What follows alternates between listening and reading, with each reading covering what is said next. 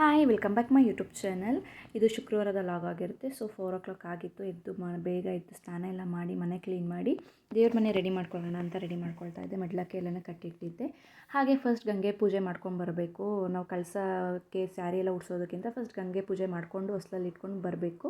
So ನಾವು ಈ ಥರ ಅಂದರೆ ಬಾವಿಯೆಲ್ಲ ಇಲ್ಲ, ಇಲ್ಲಿ ನೀರನ್ನ ನಲ್ಲಿಲಿ ನೀರು ತಂದುಬಿಟ್ಟು ಕೆಳಗಡೆಯಿಂದ ಈ ಥರ ಹೊಸ್ಲಿಗಿಟ್ಟು ವಿನಾಯಕನ ಪೂಜಿಸಿ ಹಾಗೆ ಗಂಗೆ ಪೂಜೆ ಮಾಡಬೇಕು. ಸೊ ನಮ್ಮ ಮನೇಲಿ ಏನಂದರೆ ನನ್ನ ತಂಗಿ ಮಾಡೋದು ಮುಖವಾಡನ ಹಿಂದಿನ ದಿನ ಅಂದರೆ ಅಭಿಷೇಕ ಎಲ್ಲ ಮಾಡ್ತಾಳೆ. ಸೊ ಅಭಿಷೇಕ ಎಲ್ಲ ಮಾಡಿ ಮುಖವಾಡ ಎಲ್ಲನೂ ರೆಡಿ ಮಾಡಿ ಇಡ್ತಾಳೆ. ಹಾಗೆಯೇ ಅವಳು ಸೇಮ್ ಆ್ಯಸ್ ಇಟ್ ಈಸ್ ಹಿಂಗೆ ಗಂಗೆ ಅಂದರೆ ನಮ್ಮ ಮನೆ ಹತ್ರ ಸಂಪು ಇರೋದ್ರಿಂದ ಸಂಪಿಗೆಲ್ಲ ಗಂಗೆ ಪೂಜೆ ಎಲ್ಲನೂ ಮಾಡಿ ನೀರೆಲ್ಲನೂ ಆವಾಗ ಫ್ರೆಶ್ಶಾಗಿ ತೊಗೊಂಡು ಎಲ್ಲ ಮಾಡ್ತಾಳೆ. ಸೊ ನಾನು ಅದೇ ಥರನೇ, ಬಟ್ ನಾನು ಸಂಪಿಗೆಲ್ಲ ಪೂಜೆ ಮಾಡಲ್ಲ. ಹಿಂಗೆ ಹೊಸ್ಲಲ್ಲಿಟ್ಟು ಪೂಜೆ ಮಾಡಿ ಹೊಸ್ಲಿಗೆಲ್ಲ ಪೂಜೆ ಮಾಡಿ ವಿನಾಯಕನಿಗೆಲ್ಲ ಪೂಜೆ ಮಾಡಿ ಅವರಿಗೆ ಕಡಲೆ ಮತ್ತು ಸಕ್ಕರೆ ಎಲ್ಲನೂ ಇಟ್ಟು ನಾನು ಪೂಜೆ ಮಾಡಿಕೊಂಡು ಒಳಗಡೆ ತೊಗೊಂಡು ರೆಡಿ ಮಾಡ್ಕೊಳ್ತೀನಿ. ಸೊ ನನಗೆ ರೆಡಿ ಮಾಡ್ಕೊಳ್ಬೇಕಾದ್ರೆ ಕ್ಲಿಪ್ಪಿಂಗ್ಸ್ ತೊಗೊಳಕ್ಕಾಗಲಿಲ್ಲ, ಯಾಕಂದರೆ ಒಬ್ಬಳೇ ಮಾಡೋದ್ರಿಂದ.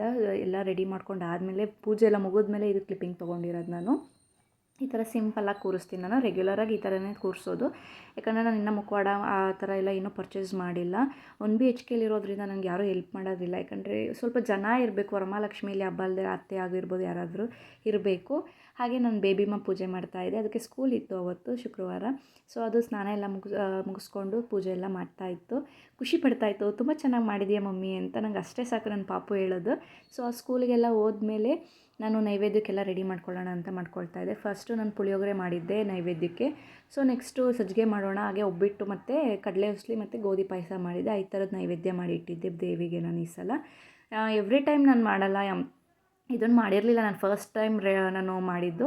ಸೊ ತುಂಬ ಚೆನ್ನಾಗಿ ಬಂದಿತ್ತು. ಹಿಂಗೆ ರವೆ ಎಲ್ಲನೂ ಹುರ್ಕೊಂಡು ಬಿಸಿನೀರು ಹಾಕ್ಕೊಂಡು ಸಕ್ಕರೆ ಮತ್ತು ಏಲಕ್ಕಿ ಎಲ್ಲನ ಆ್ಯಡ್ ಮಾಡಿಕೊಂಡು ತುಪ್ಪ ಎಲ್ಲ ಆ್ಯಡ್ ಮಾಡ್ಕೊಬೇಕು. ತುಂಬಾ ಚೆನ್ನಾಗಿ ಬಂದಿತ್ತು. ಇದು ಲಕ್ಷ್ಮಿಗೆ ತುಂಬಾ ಇಷ್ಟ ಅಂತೆ ಈ ನೈವೇದ್ಯ. ಸೊ ಹಾಗಾಗಿ ನಾನು ಇದನ್ನು ಕೂಡ ಸಜ್ಜಿಗೆ ಕೂಡ ಪ್ರಿಪೇರ್ ಮಾಡಿದ್ದೆ.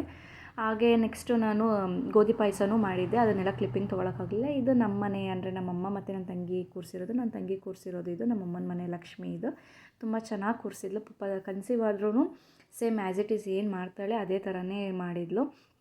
ಇದು ನಮ್ಮನೆ ಪುಟ್ಟ ಲಕ್ಷ್ಮಿ. ನನಗಂತೂ ತುಂಬಾ ಇಷ್ಟ ಆಯಿತು. ಈ ಸಲ ಅಂತೂ ಎಲ್ಲರೂ ಬಂದಿದ್ದರು, ನನ್ನ ನೇಬರ್ಸ್ ಎಲ್ಲ ಅರ್ಶಿನ ಕುಂಕುಮಕ್ಕೆ. ಸೊ ಈ ವಿಡಿಯೋ ಇಷ್ಟ ಆದಲ್ಲಿ ಲೈಕ್ ಮಾಡಿ, ಶೇರ್ ಮಾಡಿ, ಕಮೆಂಟ್ ಮಾಡಿ.